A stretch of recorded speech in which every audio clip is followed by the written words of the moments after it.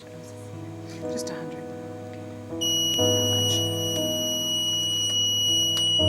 So I give him this shirt. Does Mom have it?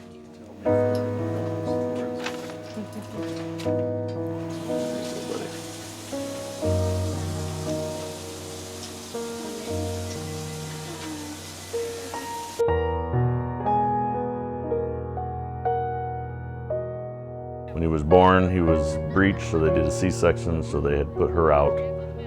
As soon as they brought him out into the world, they said I could come in because I was already gowned up. And so I was able to hold him, but obviously he was 2 months early, so he was only 4 pounds, so he was really, really tiny.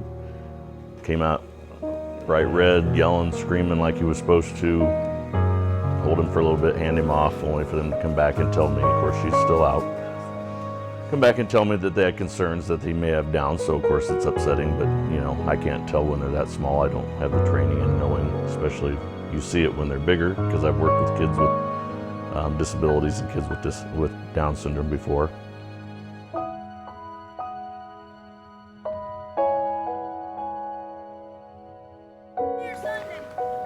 It's Saturday, 8:45. It's a regular game. I was shocked too, but I think I was more sad than anything. Sad because I didn't know what to expect with a child with Down syndrome.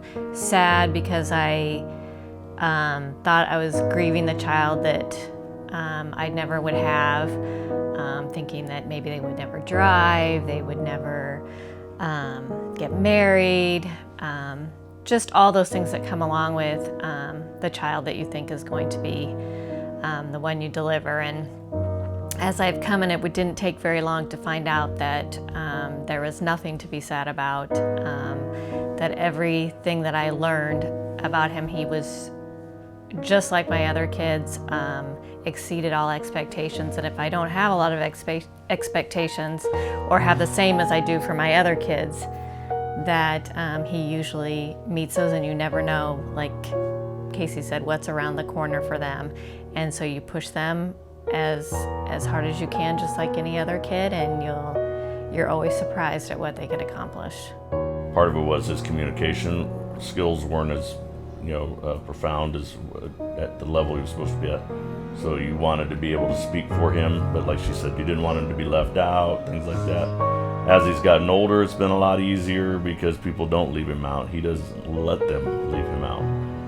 He usually does speak for himself, and he usually he's right in there being noticed and trying to do the best he can. So a little easier now that he's older. You want him to have that freedom, just like our older kids when we drop them off at practice and let them go, and instead of standing in the sidelines, you might move over to your car or just kind of step back and let him do his thing. He does a variety of activities, from anywhere from athletic activities, bowling, track, baseball, soccer, to even he goes to school camps, he goes to camps outside of school, he attends speech class to help him with articulation and language skills.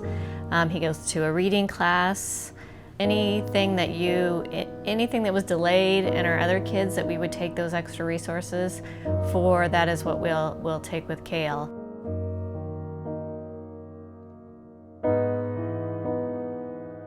I mean, we treat him just like any other kid, like how me and Colin grew up. You know, you get yelled at or like told not to do that, or a timeout, or go to your room, or no TV for a day, something like that. We still do that with Cael.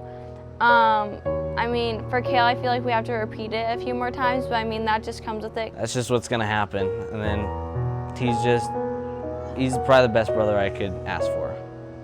It's really nice to know that society is more aware and educated about people with disabilities. But of course, you always do run into that.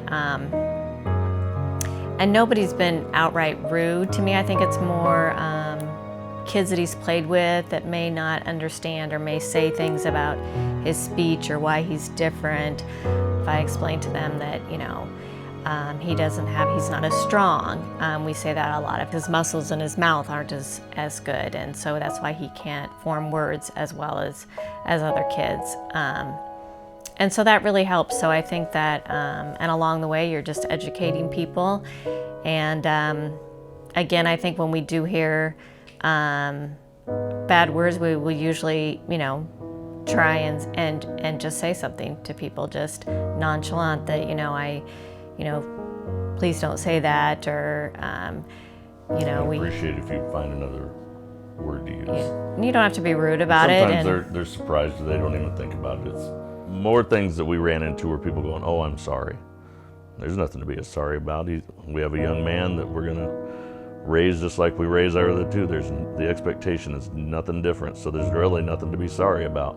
But once you have that little conversation with them and say, no, that's okay, there's nothing to be sorry about, and you kind of explain and tell them a little bit about them, then they're good with it. Again, there's a way to approach somebody that may not have an understanding or may use the R word, but if you just do it respectful, more times than not, they understand, and they're grateful for bringing that to their attention.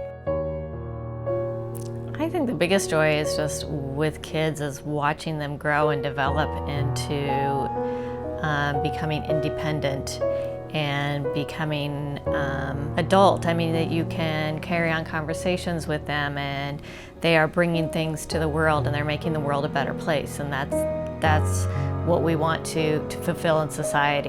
Cael's definitely, along with thousands of other people with disabilities, they all can do and accomplish things to make this world a better place, and that's what I think it's all about. On three, Nighthawks. 1, 2, 3. Nighthawks!